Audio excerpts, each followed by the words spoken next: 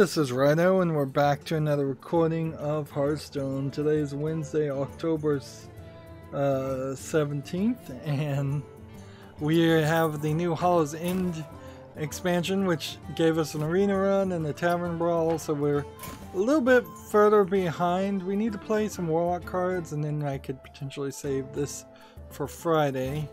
So let's hop in here and start working on the Warlock, I suppose. Now, with Hollow's End coming into the picture, it only really serves to undercut any progress. Yeah, I guess undercuts it. It doesn't really help it.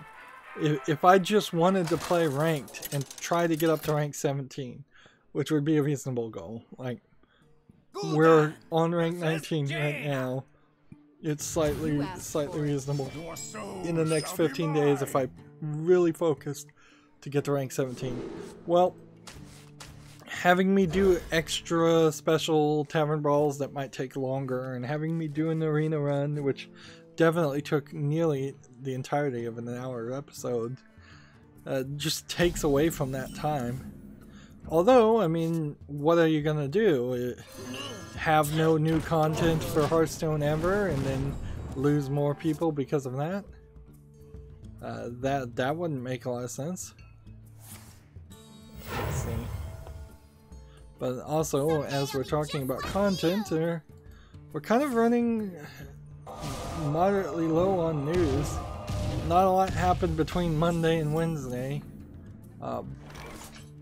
Not things I saw, at least.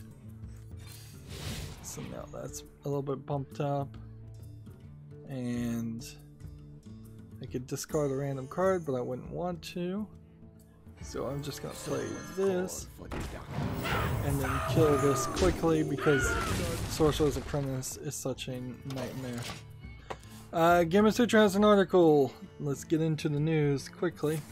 Epic sues YouTubers for using and selling Fortnite cheats. Epic Games has filed a lawsuit against two YouTubers, accusing the pair of copyright infringement and breach of contract for both using and promoting the use of Fortnite cheats. This isn't the first time Epic has taken Fortnite players to court over cheating accusations. The developer notably sued two individuals last year over using and distributing cheats for the games, though it was later discovered that one defendant was a minor. I think even in the case of the minor, they still continue to try to sue them.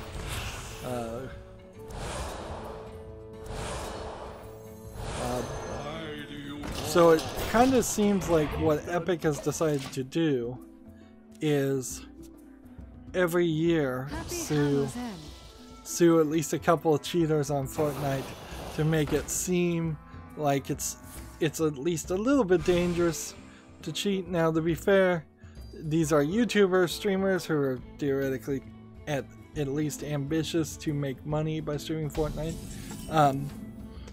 I've heard some disapproval of the Fortnite streamers from YouTube employees themselves, so I wouldn't be surprised if we got to a point where Fortnite streamers were just not allowed on, specifically Fortnite streamers were not welcome or allowed on YouTube. But yeah, there's Epic is being very, very litigious here. Let's see.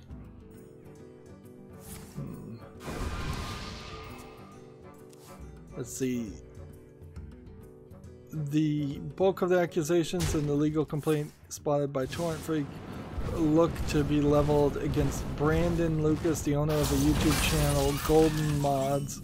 Lucas's channel has over 1.7 million subscribers at the time of the complaint, and according to Epic's lawsuits, hosts videos that both show off Fortnite cheats in action and directs viewers towards a site owned by Lucas that sells access to Fortnite cheats. These cheats, specifically aimbots, are sold for $54.99 for 30 days access, or $299 for a lifetime use.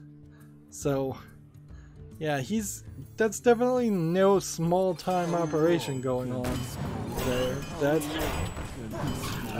That is big time Job's done. money, if those accusations are believed. Let's see. The Epic also lists Colton Contour in the lawsuit, claiming that Contour routinely shares similar videos under the username Eccentrics to his 7,000 subscribers. So here you have one person with 1.7 million subscribers and one with 7,000 subscribers. Poor old Rydo over here barely has a couple hundred. Like, he's struggling to get to 300 subscribers. And the algorithm just hates me.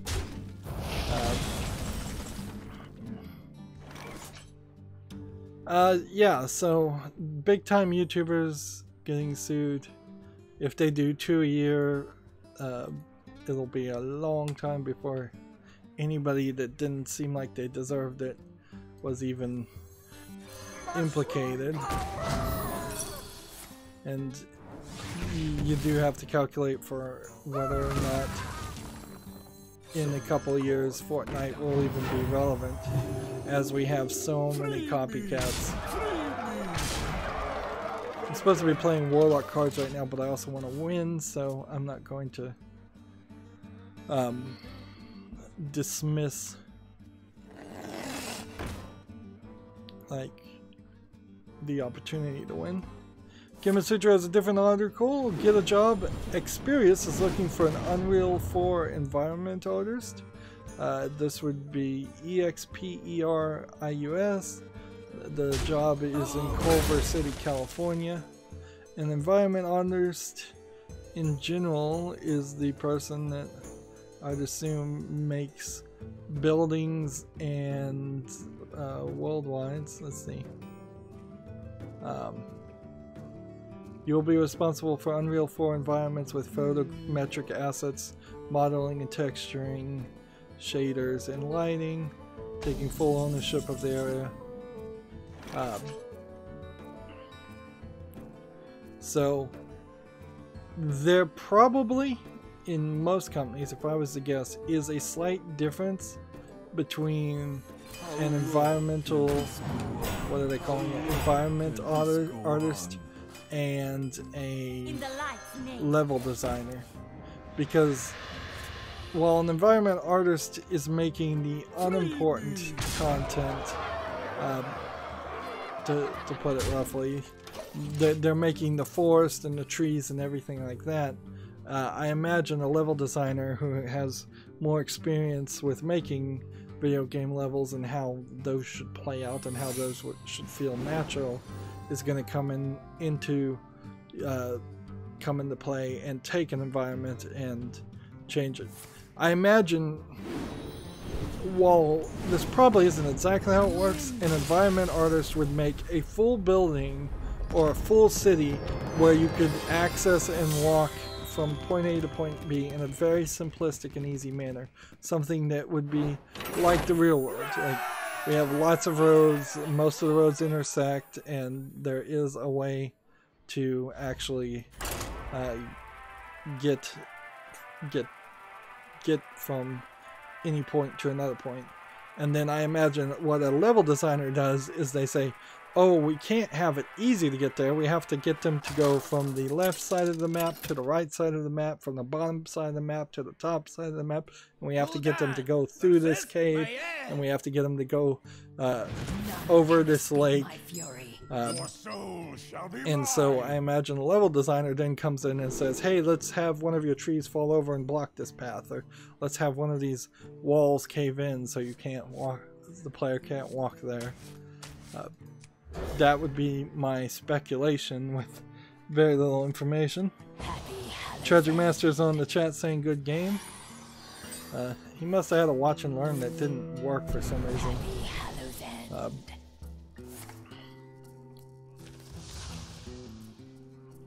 Let's see. Do we have anything we can do here? Yes.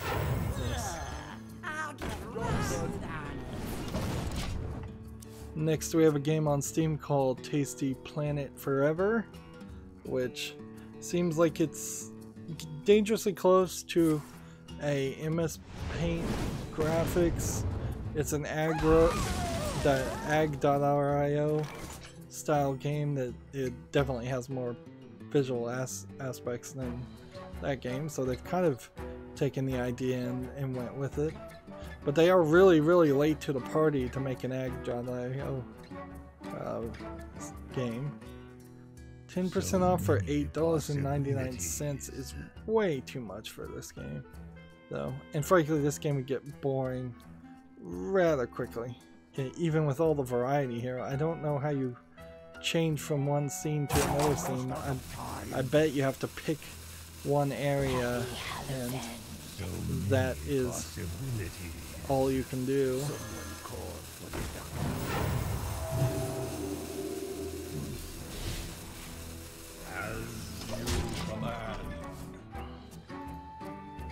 And let's see, this developer has made another game called Tasty Planet Back for Seconds and Tasty Blue and Tasty Planet Forever. So this is an instance of basically the same game being sold over and over, at least the same concept of a game being sold over and over again, which Steam tends to not like that.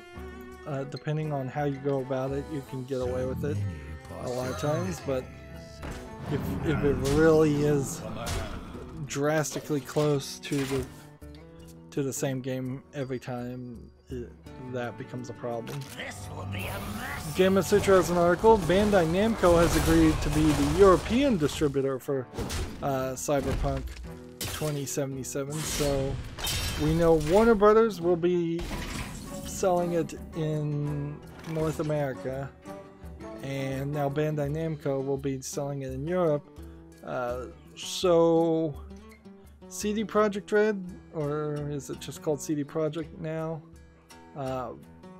apparently is not a publisher, and they have no interest in being a publisher, and also they kind of have lost interest in their company Good Old Games from being the publisher too, at least for physical releases.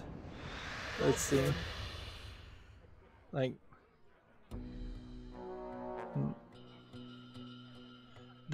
again, this is just the same thing. Bandai Namco also was the distributor for Witcher 2 and Witcher 3 on European soil. So they're doing the same contracts, and they're not really changing anything.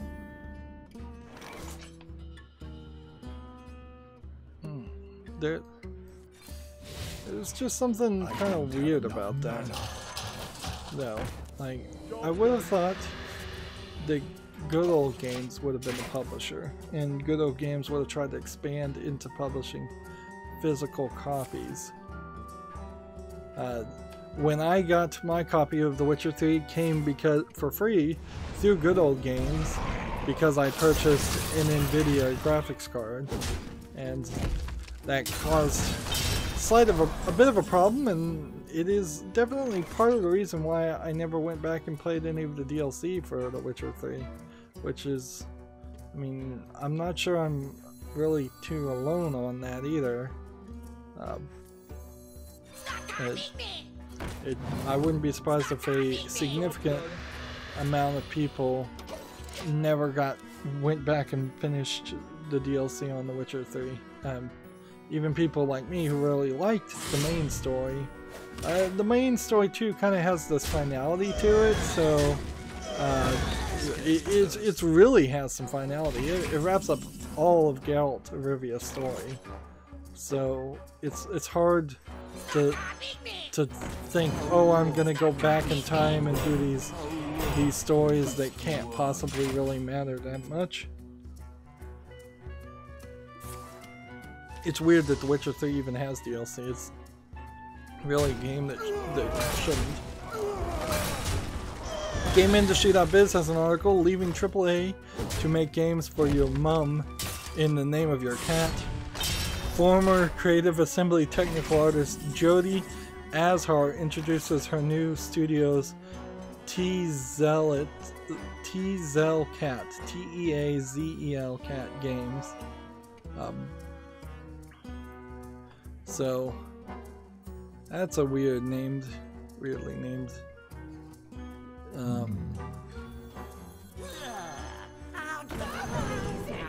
company.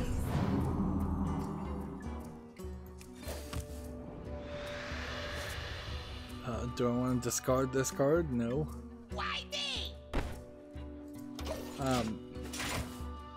It's odd that a technical artist would go into the business for themselves, because, you know, while a technical artist can do a lot of things, they don't really, in the name, there's no implication that they can program. Let's see. Tzellcat will focus on making narrative games for PC and console because that's what I'm familiar with. So this almost feels like what happened is this person left their job or was asked to leave their job, and decided to make their own company instead of doing probably what they should have done, which was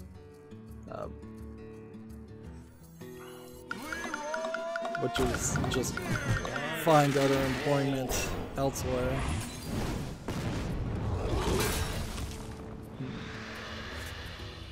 Why me? Time's up. Let's do this. There's a quote here.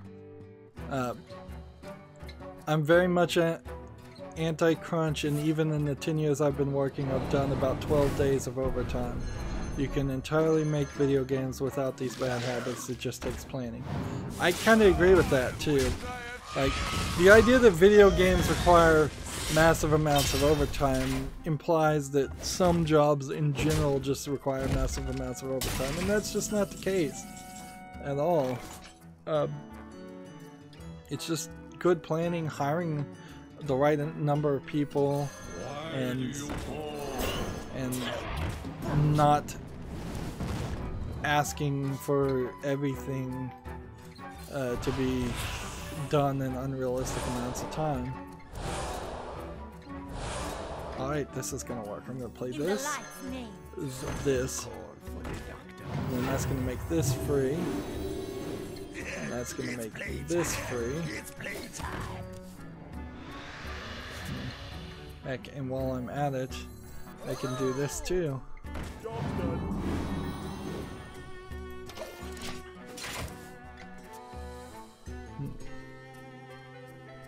Smart moves. I can see. Let's see.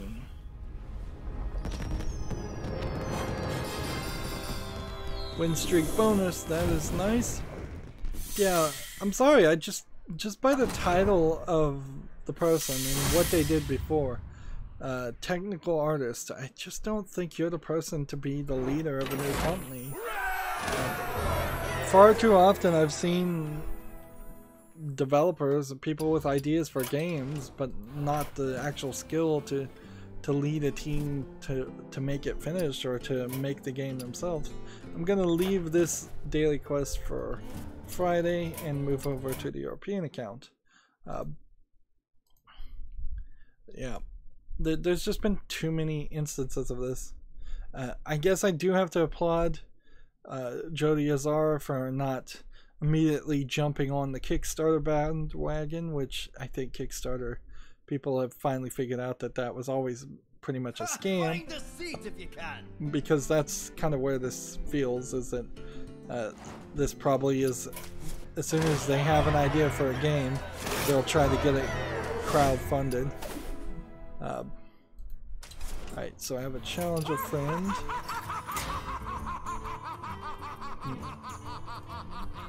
Here's the headless horseman yelling at me, and he won't go away by clicking. I have a challenge a friend. I have a 60 and a 100. It would be ridiculous to reroll any of these. So what we'll do is we have to jump in the tavern brawl and try to play mage class cards, I guess.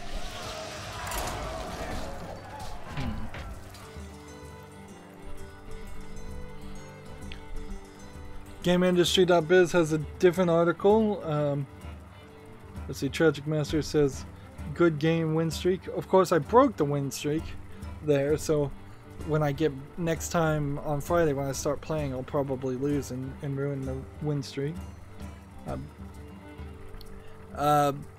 Yeah. Discord store enters global open beta. So as Discord is shifting drastically from what it originally was supposed to be into something now designed to sell video games, I mean, it really is a bait and switch option. Like, for the people who really were into the idea of Discord being a potential replacement for Twitter or Facebook or something where you could communicate, and a replacement for Skype. For it to suddenly become this, oh, we're going to sell you video games thing, that kind of sucks. Maybe there's some ways in which that that will fix itself.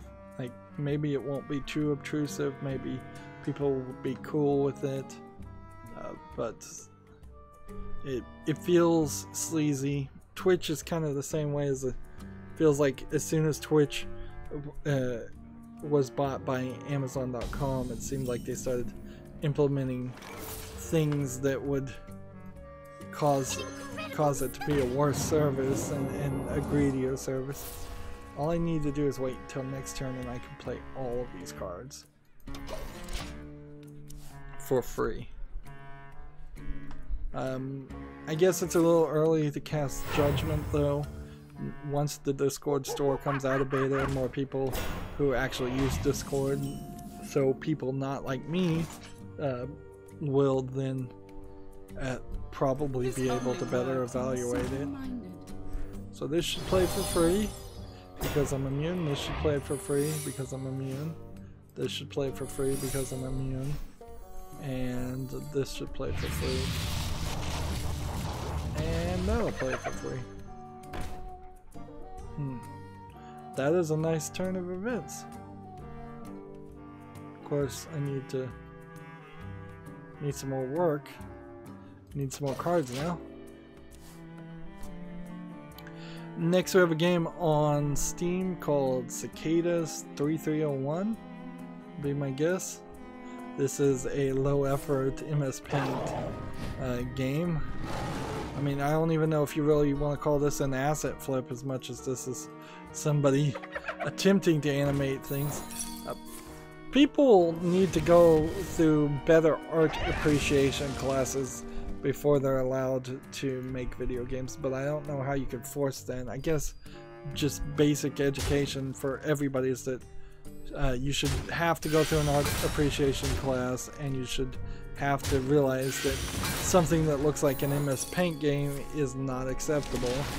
This game is 33% off for $1.33, and I don't see any reason why people would want to play it. I believe I recognize this developer also as a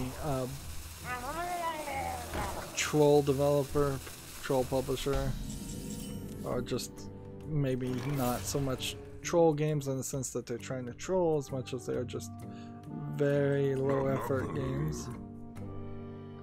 Alright. This only works on the simple mind.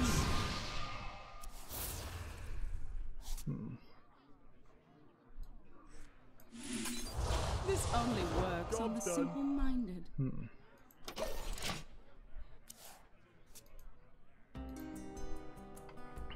Game Sutra has an article. Sony has fixed the messaging bug that has been crashing the PS4s. Let's see. They've released a core firmware patch that addresses the issue and prevents the systems from falling victim to a crash loop in the future. I'm a little surprised it took them as long as it did, and it really didn't even take them that long. Look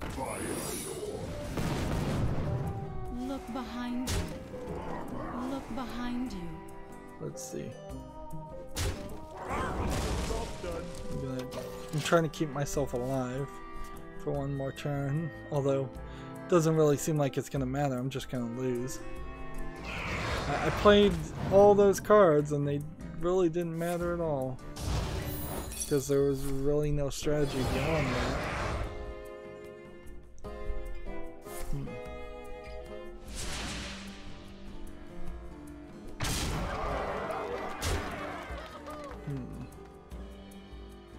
So I have 8 plus 3 would be 11, plus another 2 would be 13.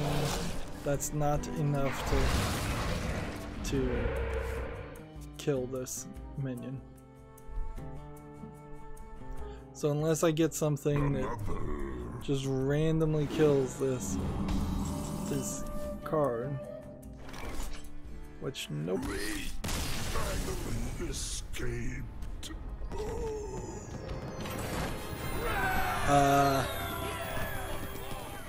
What?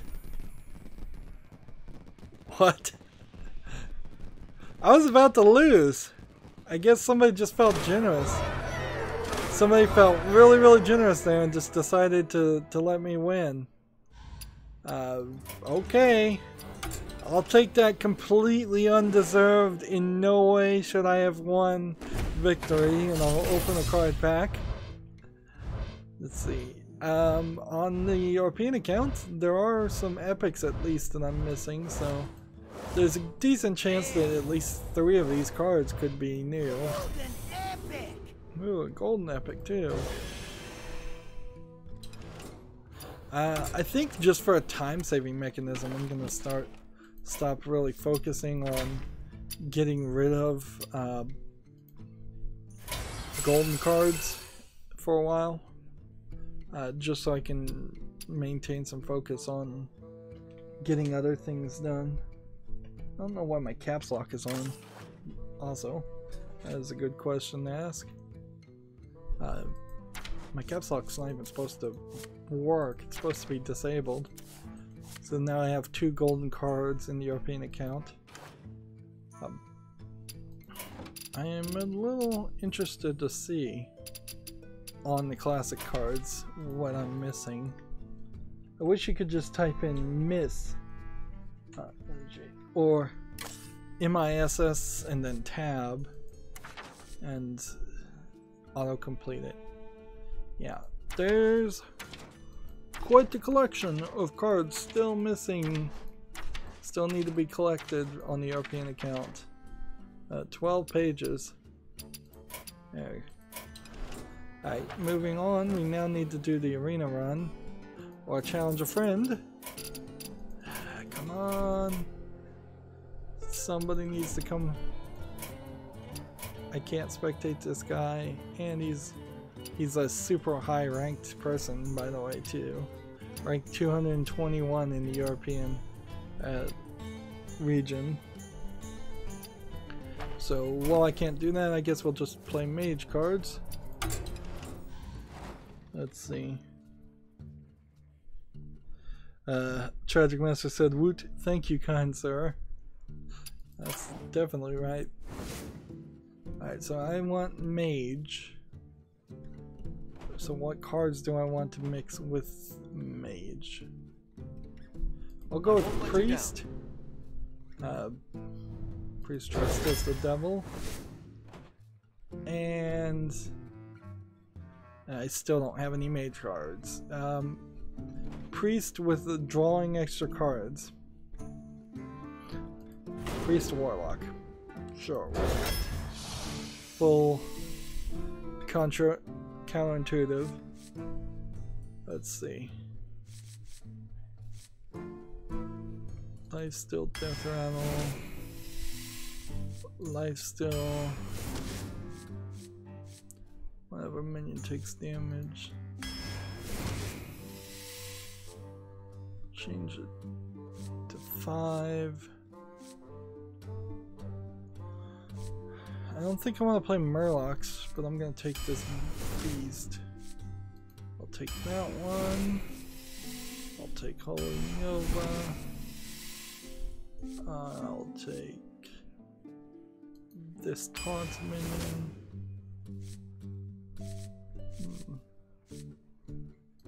take that.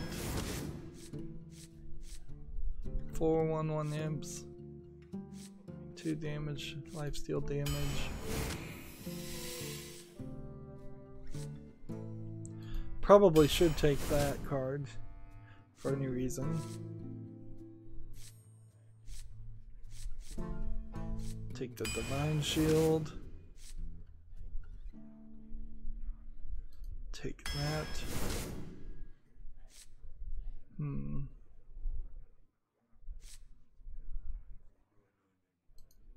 Take that. I seriously doubt the file would ever work. So let's take Hellfire.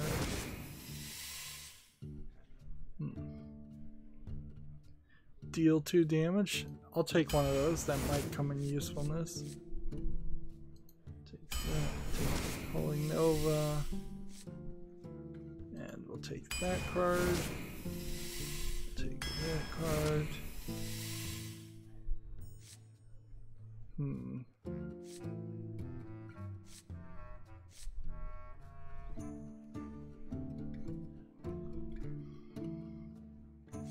I'm gonna take this card, I guess. I really have no idea what I'm doing.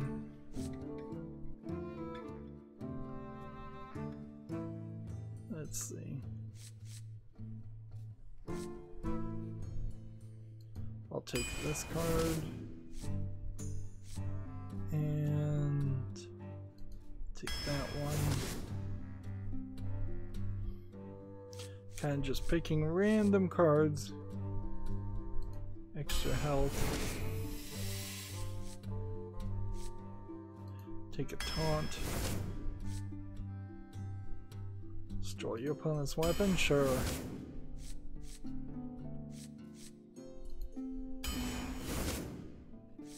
I clearly have no idea what I'm doing. I'm just picking random things.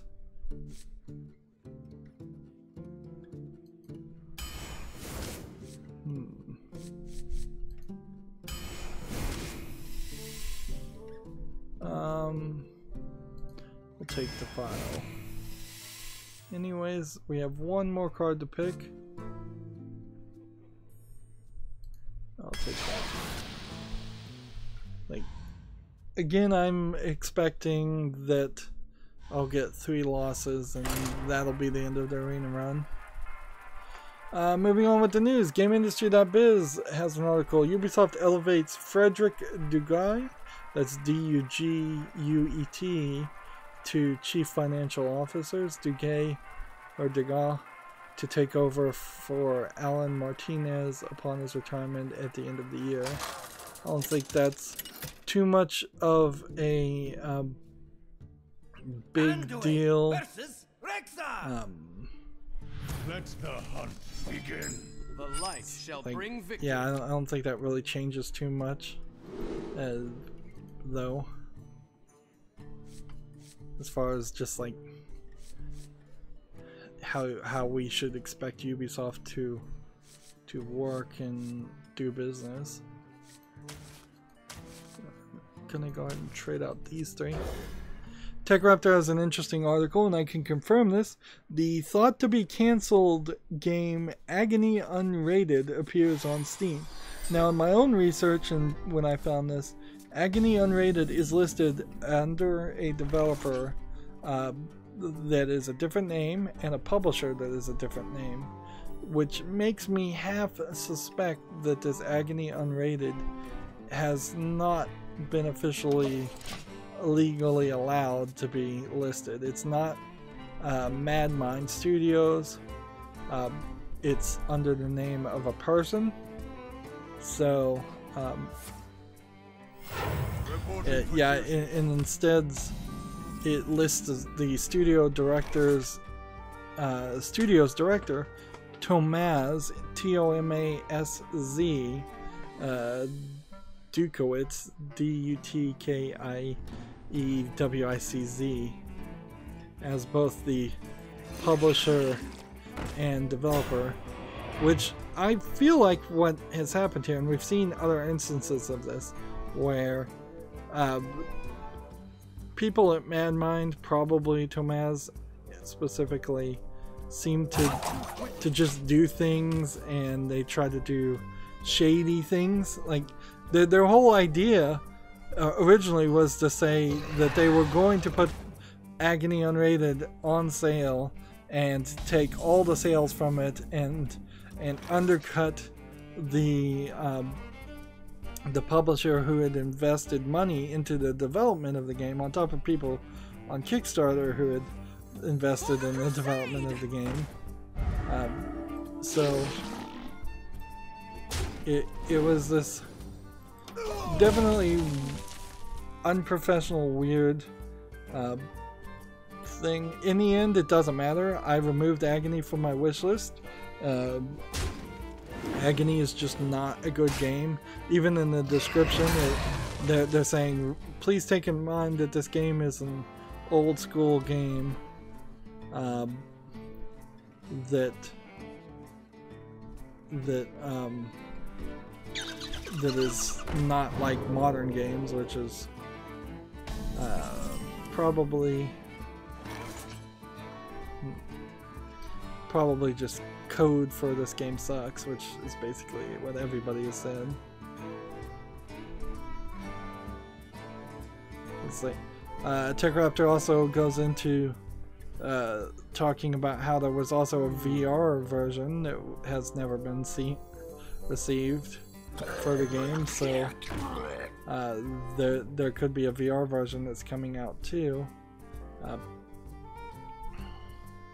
or instead. So it really boils down to, at this point, we'll have to wait and see if this unrated version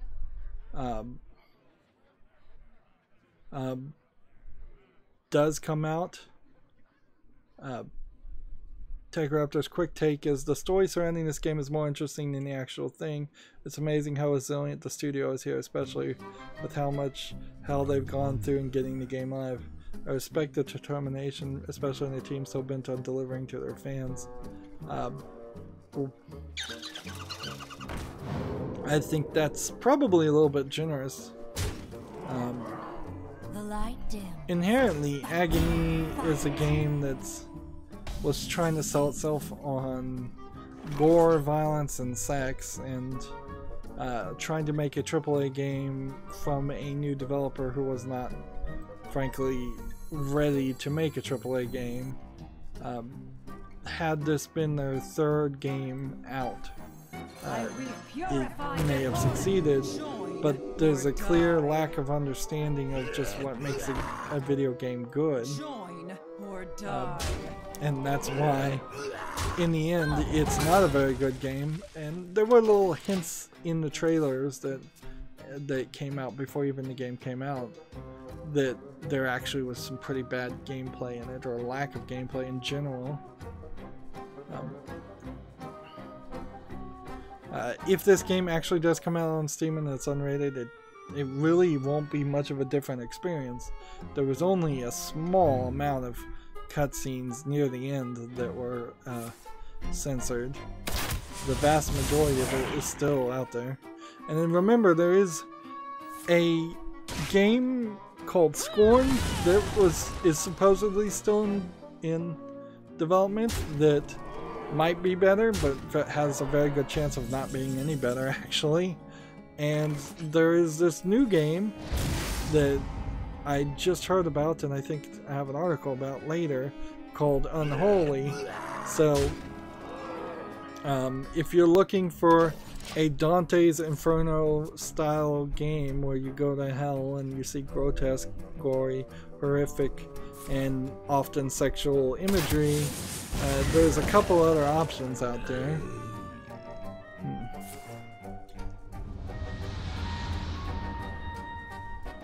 But I kind of question if the subject matter itself isn't always just used as a mask to cover up for the fact that the game isn't that good. Even in movie development, you have instances of that. Like the first Hellraiser movie is notoriously low budget. It's not until you get to something like a novel or a comic book series can you really delve into that imagery and that thought and be within the range of where publishers are willing to fund, because these are controversial topics. Perhaps it was easier several hundred years ago to get commissioned to paint an art, paint something and delve into that style of artistry. Nowadays that really doesn't happen. Oddly, I guess it was the Catholic Church, at least for a time, loved to commission artists to paint the most horrific and vile, gory pictures of depictions of hell, so that they could have a visualization of, like, this is what hell's like, this is why you should be a good Catholic, this is why you should tithe, this is why you should listen to us. Nowadays, that's, I don't think the Catholic Church is commissioning too many pieces of art.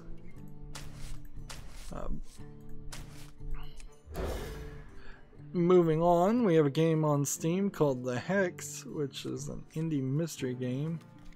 It doesn't look very good. It looks like MS Paint level graphics again. Job's done.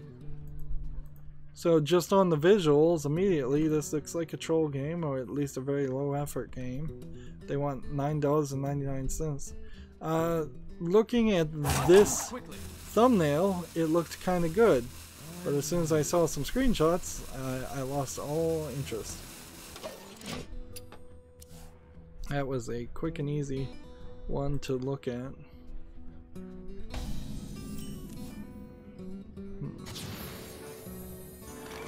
There is some weirdness, however, I guess, on the Hex. Like, this developer, I happened to just click on this developer to see what else they had made, and they made the game. They made the game Happy Hallows End. Pony Island, which was kind of well reviewed, and so I guess I do have to put the Hex on my wish list, even though it looks really bad. I think this might be a joke. I think it might look bad to hide the fact that there is actually more game to this than what there is. So I'll keep an eye on it. It's 100% positive with 22 user reviews. So if you're not familiar with the game Pony Island, there's basically a game that looked like it was basically nothing, and then it turned out that there was more story and more interaction behind it to make it a more interactive experience. I guess it's only a slight spoiler to say it turns out that the Pony Island game you start playing is a game made by the devil trying to drive you crazy or defeat you, and then you're fighting the devil as he's hacking the game and messing with you. Let's see, let's do this.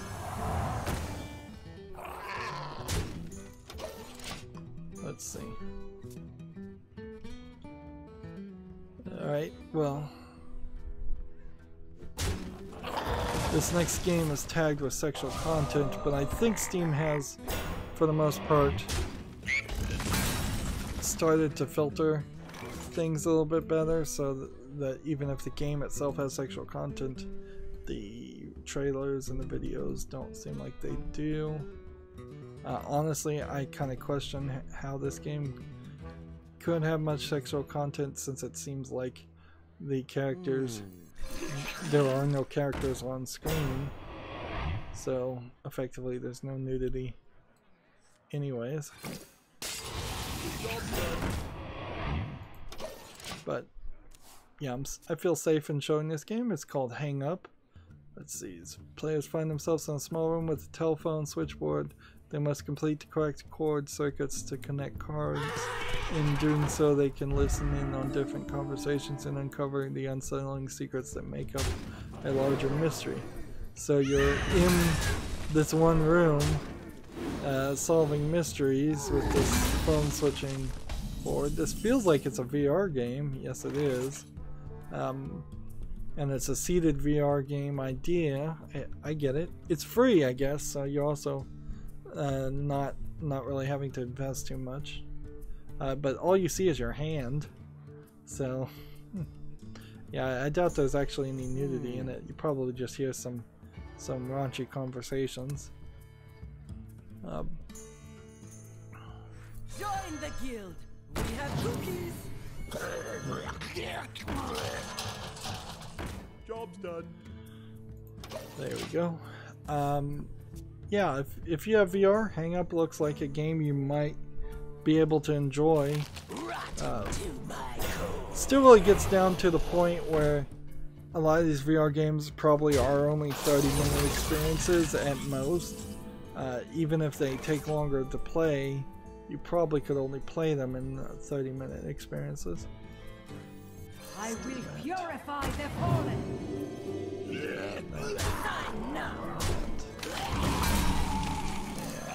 That. And attack there. Job's done. Next game we have on Steam is Lego DC Supervillains, the latest Lego game. I still would have to definitely recommend playing Lego games either on an Xbox One or a Switch or a PS5, PS4. Yeah, well, it's still on PS4. Playing it on PC is not great. The reviews right now seem to be pretty good, so who knows, this might be the first Lego game that actually might run on my computer fine, but I wouldn't bet on it since every single other Lego game has. Also, you probably have to buy the deluxe edition because there's this season pass and they've gotten into selling DLC to little kids, which is slimy and sleazy. Wanted to see if there was a performance review survey, but there isn't. Is there any negative reviews on this? Clearly this will go on my wish list because at this point I might as well just own all the Lego games on Steam. I'm only missing 2 or 3 of them. So yeah, that's I'm basically just being stubborn and deciding to hold on to things. Okay. Die as you lived.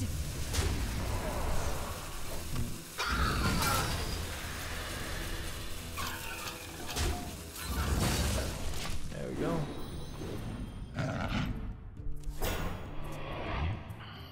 The dark path is my destiny. Next game we have on Steam is called Cat's Puzzle, which is just a cat's puzzle.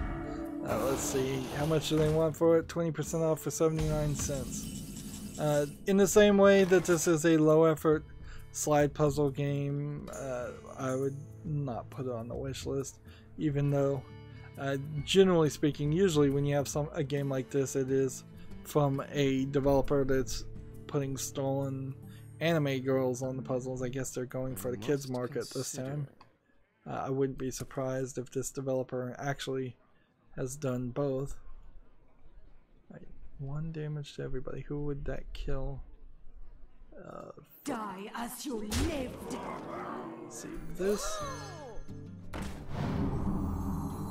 And then this. And then that.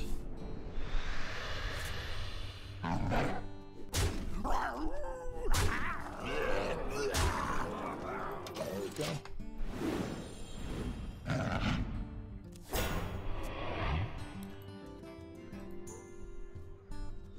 GameIndustry.biz has an article. Cryptocurrencies are, quote, on the brink of implosion, says Juniper Research Group, I believe is, yeah. So, research firm sees further falls likely with market cap of blockchain currencies already 75% down within last year. Inherently, cryptocurrencies were always questionable at best, and so I'm not really surprised that people would come out and say they're on the brink of implosion, even if they really aren't. I mean, it's a pretty easy claim to make.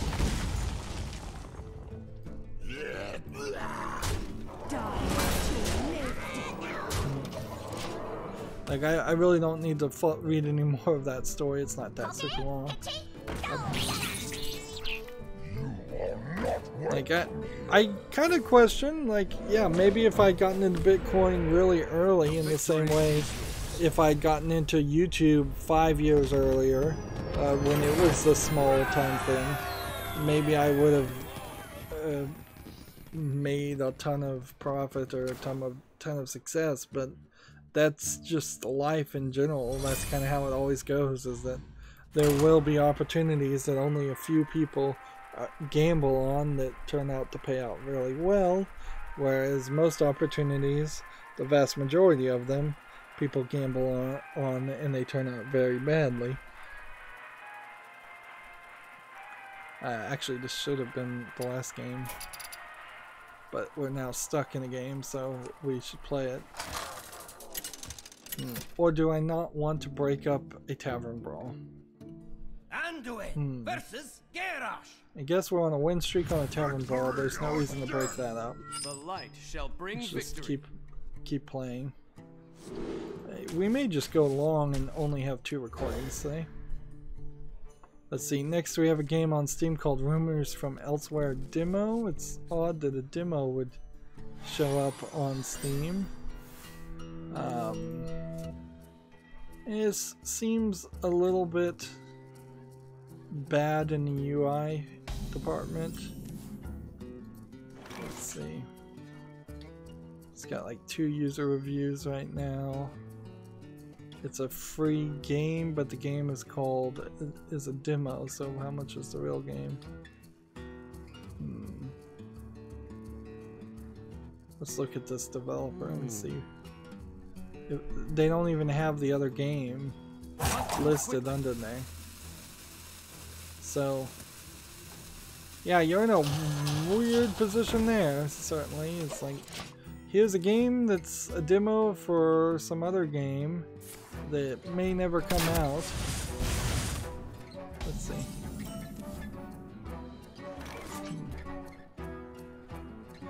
The full game Rumors of Elsewhere will feature 10 levels and 10 playable characters. So instead of putting your game out as an early access game, you're instead making a demo for a game that you don't have finished. I would have to assume, because if you did have it finished, you would have put it out and made it available for purchase. And as I'm watching the video of it being played, it's not good. It's probably some asset flips. Even if it is all new art, the gameplay mechanics kind of suck. It's a platformer with sword and shield fighting, with a life bar that's always at top, and special attacks that are always on bottom of the screen. So you have a UI both on the top and the bottom of the screen, taking up a significant portion of the view space. So yeah, just generally speaking, not a good looking product. Right, let's draw a card. Let's go ahead and attack with this.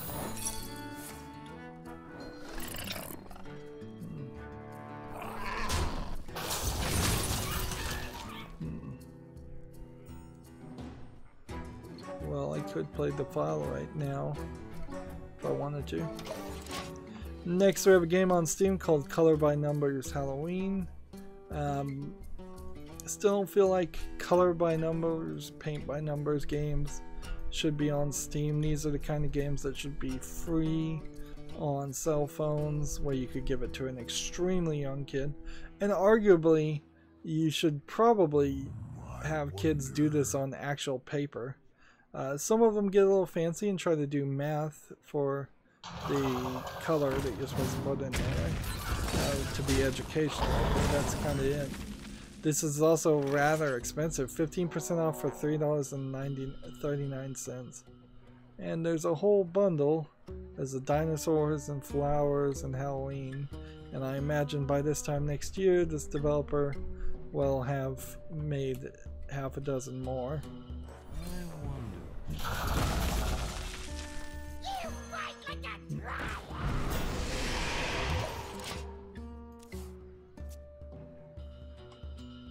Let's see, next game we have on Steam is called Puppet Blaster, which looks like it's a VR stand in one place shooting games.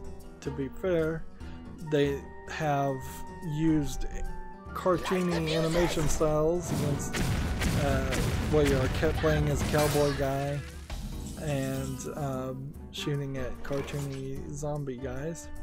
So it seems slightly more interesting than your standard VR games. Let's see what they really want for this. It's a free game, so if you have VR and you want a free game, this actually doesn't look too bad for free. And he's listing the publisher as self-published, which again, Valve really needs to red flag some of these publisher names. There really should just be a checkbox that says I'm self-publishing, or this is going through Steam Greenlight. So why would it be a case that you could fill out a publisher in the first place when it's just not true? So their inherent system for publishing a game via the Steam Greenlight should disallow you from claiming any kind of publisher. If anything, you would argue that the publisher is Valve themselves, and I don't think Valve wants that. I think I'll put this one on my follow list since it's a VR game, just in case. In case I ever have a VR headset, which I almost certainly will never. Next game we have on Steam is called Crayola Scoot, although that doesn't really look like Crayola's logo, although I haven't seen Crayola's logo probably in decades, so maybe it is. Let's see. Make your mark on a color-powered trick scooter championship. The crazier combos, the more color you splash onto the scoot park in Crayola Scoot. Color and change the world. This looks interesting. It's kind of like a Splatoon with Tony Hawk game combined. It's an interesting concept. It's an interesting idea that Crayola Crayons would try to promote their crayons by making a game like this. This is definitely a game that seems to deserve some follow-up. It's $29.99. That's rather expensive. But I'll put this on the wish list and we'll see if anybody buys it and plays it. Let's see. Join Attack. or die. And that. Job's done. And then in return.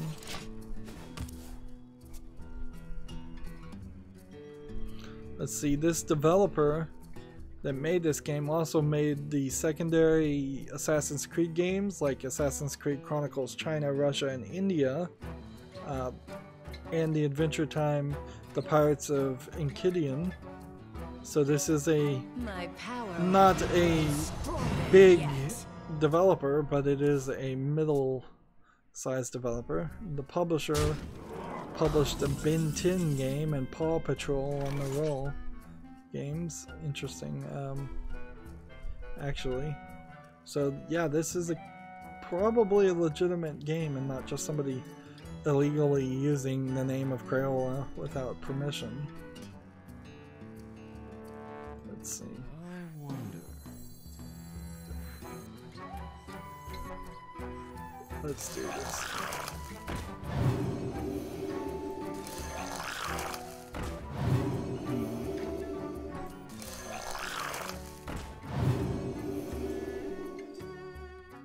Join or die. Let's kill this one. Next game we have on Steam is called Fit In, which is a VR version of Hole in the Wall, which was a TV show. I think it was originally a Japanese game show that got brought over. Maybe it got brought over by MTV. I was thinking maybe Nickelodeon brought it over, but it could be either. It's a slightly interesting idea, I suppose. 25% off for $9.74. It doesn't look particularly good because you're playing as this crash test dummy, and the background is not very detailed, and the rest of the game, like, no texture here looks great. But it's a slightly interesting idea. I'd just like to see somebody else do it. Inherently, this thumbnail shows the problem though, is this person has their feet up in the air, and that would not be something you could do. This screenshot has somebody jumping in the air also. That's not really something you could do in two different ways. One, you wouldn't want somebody playing a VR game to jump in the air and potentially hurt themselves. And two, there's no sensors for the legs or feet or anything, so how does this game really detect anything? Or is it just, or are you just pressing buttons to change the position of the character? Yeah, the more I think about it, it doesn't make a lot of sense. I don't know how this game would work with the level of technology. This works with HTC Vive and Windows Mixed Reality. But I have no idea how it would detect your legs, your knees, your hips, your arms, your head. It should only really be able to detect your hands. That's the only level of technology we have. And we'll just keep going, even though we're going late. Gamatsu has an article, The Quiet Man's second playthrough adds sounds and speech. The ending theme, The Quiet Man, is performed by Imogen Heap, whoever that artist is. So if you've forgotten or never heard about what The Quiet Man is, it's a terrible FMV, full motion video game that takes, I think, like 30 minutes to play, and is a character who is totally deaf, so he can't hear sounds at all throughout the game. And I guess the second playthrough fixes that, but that, like, why you would want to play what is a horrible looking game in the first place a second time is beyond me. When I saw the quick, I'd say less than 5 minute demo trailer for The Quiet Man at E3, I found it appallingly bad quality compared to the trailers of other games in between it. Like, it really is set up to a level of very possibly one of the worst games to come out in several years, from what it looks like. Unless they pull a switcheroo and it turns out to be good in some ways. I don't know really how it could be. Even the concept doesn't sound that interesting. A deaf person who seems to just run around fighting people for no reason. Is as much as I've gotten from the story. Moving on, Gamma Sutra has an article. Crunch isn't required, claims Rockstar co-founder after the 100-hour weeks comment. Like they're trying to they're trying to walk back most of that comment while still not 100% walking back the comment.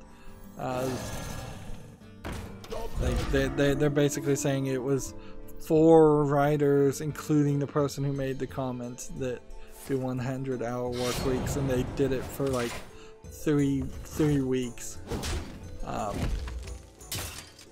But Rockstar had pretty much already should have known to not make such comments, and that there would have been a big backlash. It was moderately obvious, and then what it inherently, I think, shows is a disconnect in thinking for people who are, for say the Rockstar co-founder and the management, what they think are good things, what they think are bad things.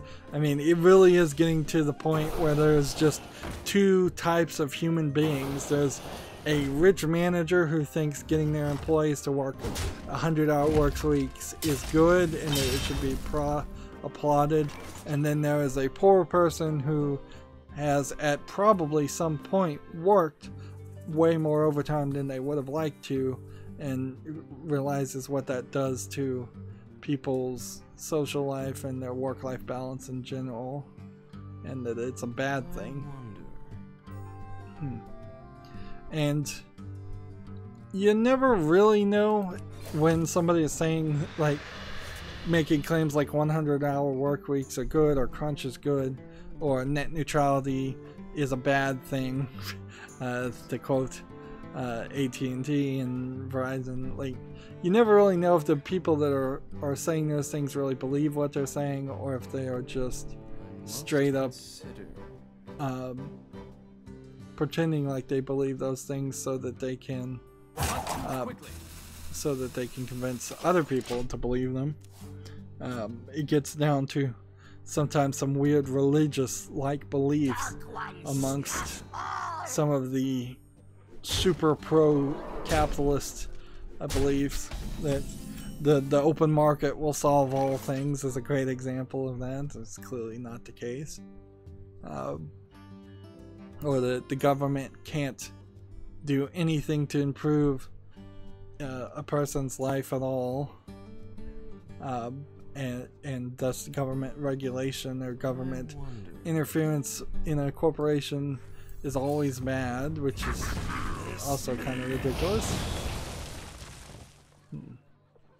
I got rid of a lot of them.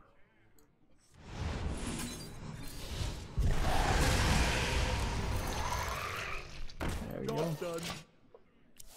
I don't want to really get into a rant though on this story. The story's really not going anywhere. It's just one of the few talking points that I can cover that's getting over covered by the mainstream video game media that won't totally irritate me, because I think pretty much everybody is in line with this idea that there shouldn't be crunch. Games should be good, and I don't think games are made better in any way by forcing or encouraging people to overwork themselves. If that was the case, then why are there so many AAA games that are getting worse with like microtransactions and just bad gameplay in general? Like, there's a lot of examples of games getting worse, not better, and crunch is getting worse, not better. And why are there so many examples of people who are indie developers who just kind of make the game sort of in their spare time and take a reasonable amount of time to develop it? Like, I really don't mind if it takes 6 years to make video games. That's not going to ruin the industry, because there can easily be a rolling cycle of 6 years of development for everything. Job's done. so that something will come out.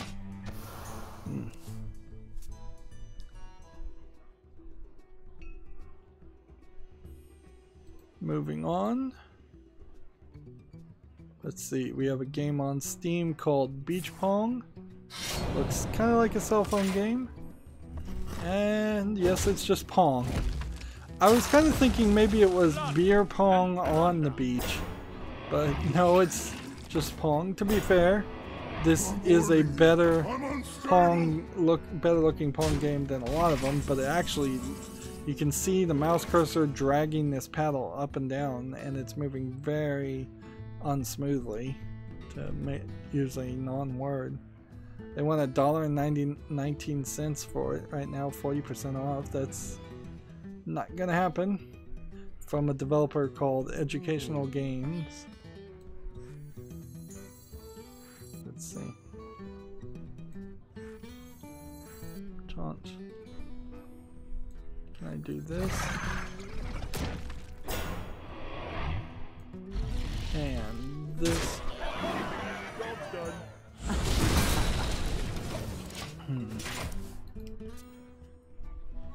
Let's see.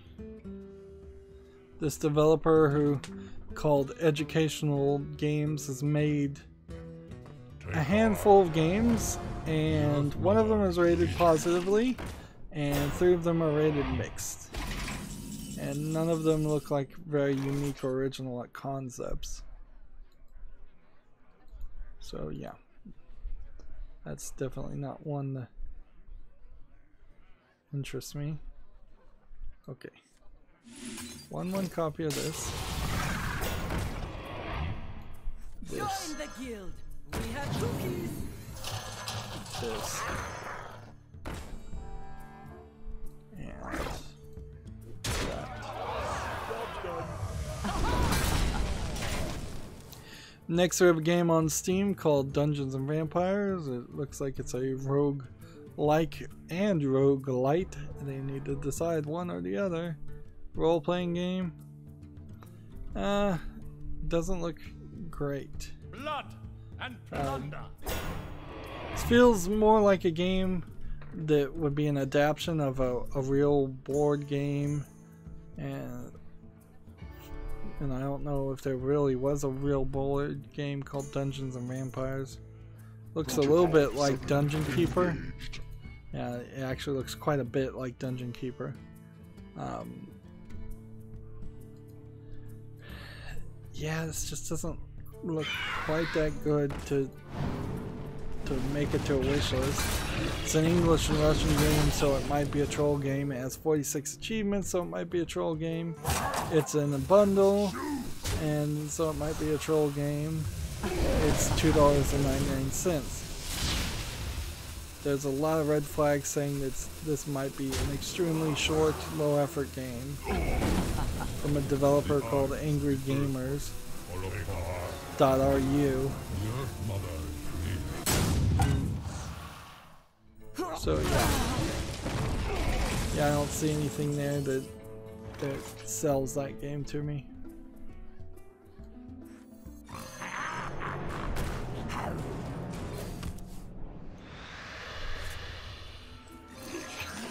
Okay. Hit that. Hit that. Sign now.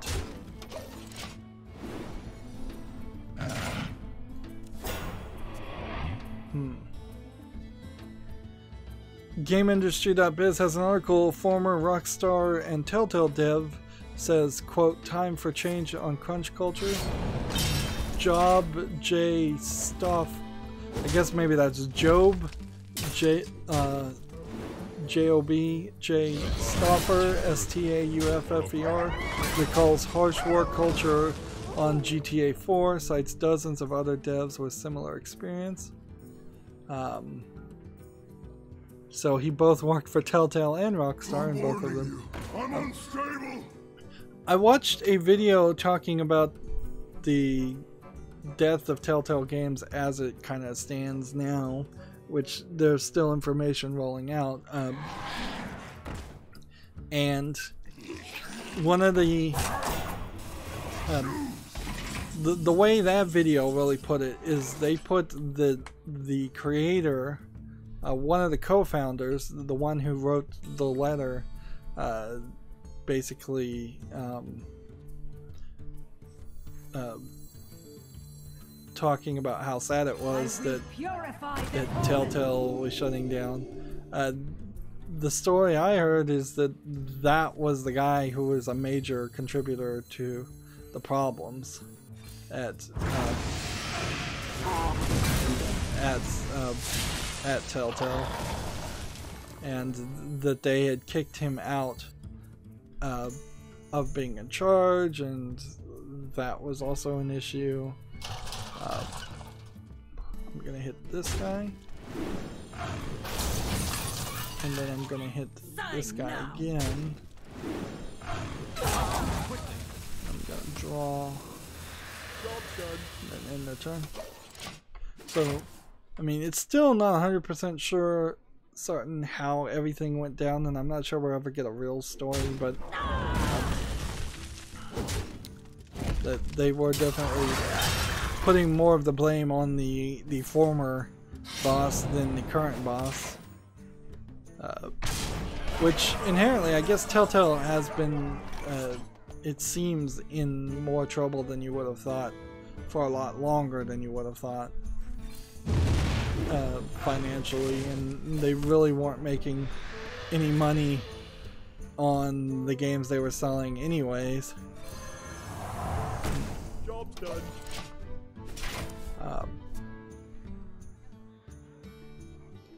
Moving on though. Well, I think that'll end this run, and that'll be a good point to end this recording because we do have enough here. We got one victory, which is one victory more than I thought I would end up getting.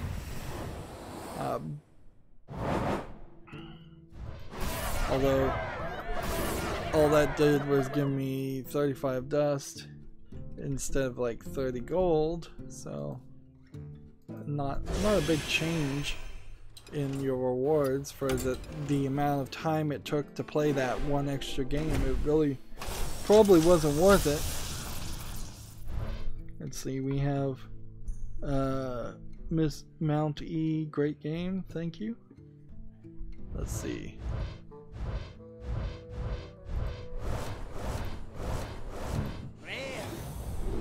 These have a decent chance of being new cards, so we'll see if any of those get dusted. I guess some of them will be. All 5 of them will be.